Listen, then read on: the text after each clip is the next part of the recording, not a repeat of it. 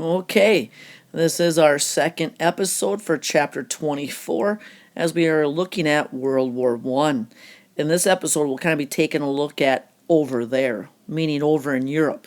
And with that, we'll be taking a look at what drew the United States into war and how we helped in the fighting. In our last episode, we kind of looked at how the United States steered a path of neutrality.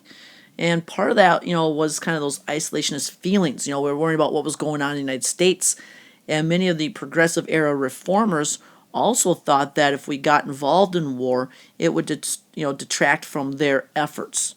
Other people kind of thought it wasn't a war worth getting into, as it was just, countries competing for colonies or, power.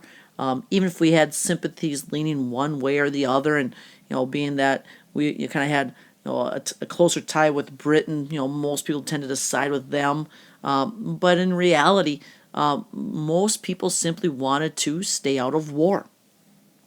But staying neutral proved difficult, as the British blockade of Germany attempted to keep all goods, even food goods, products, from entering Germany, which actually wreaked havoc on their citizens, with millions of people starving.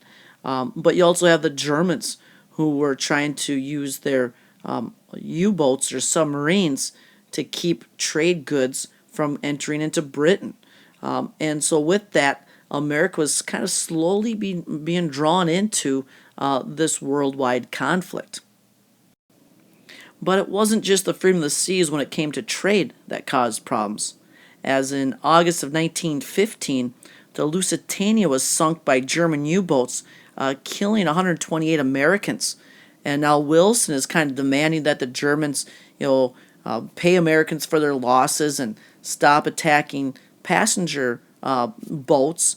However, the Germans believed, rightfully so, that this passenger boat was actually carrying ammunition and war goods as well, and they had issued a warning not to travel on the boat. So Americans started losing lives at sea as well. And tensions further mount when the Germans practiced what is called unrestricted submarine warfare. This is when they would shoot on sight enemy vessels, armed vessels. And in reality, without warning, these ships would be sunk without letting the passengers get into lifeboats to try to evacuate before the sinking. Eventually, another French passenger ship, the Sussex, was sunk. And then in May, after pressure from the United States, in May of 1916, the Germans issued the Sussex Pledge, where they promised to only attack armed vessels, and they would carry that out only if the U.S. got Britain to lift their blockade. Well, as you can imagine, the U.S. wasn't able to persuade Britain to do that, and so it was just a matter of time before the Germans resorted back to unrestricted submarine warfare. And then the threat grew more real when, in February of 1917, the United States learned of what became known as the Zimmerman Note. And what that was an offering by the Germans to Mexico to declare war on the United States. And after the war was done, and the Germans and their allies had won, they had promised to kind of give back the land that the United States had taken from Mexico.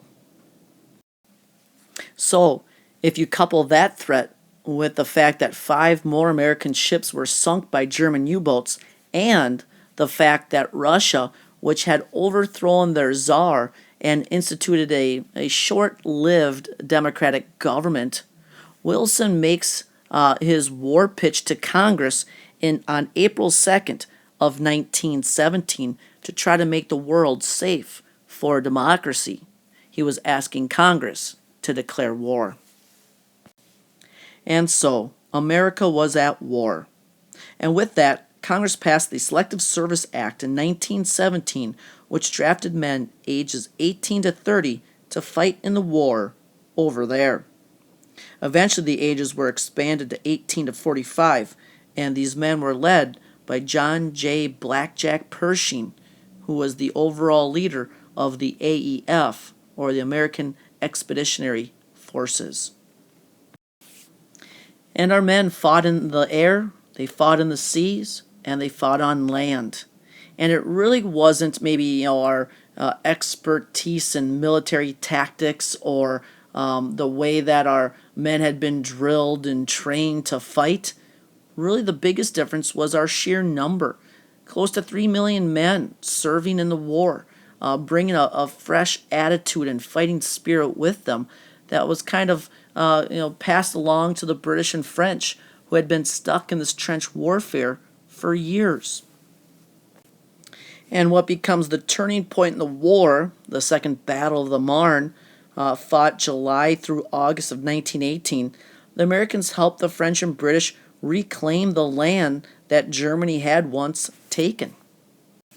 And then the last offensive takes place from September to November of 1918 in what's known as the Argonne Forest. Over 900,000 U.S. troops helped capture and defeat the Germans. In fact, in this battle, Sergeant York becomes one of America's heroes when he captures 132 Germans practically by himself. When it comes to fighting on the seas, America helped with the naval blockade of Germany and with mining the North Sea.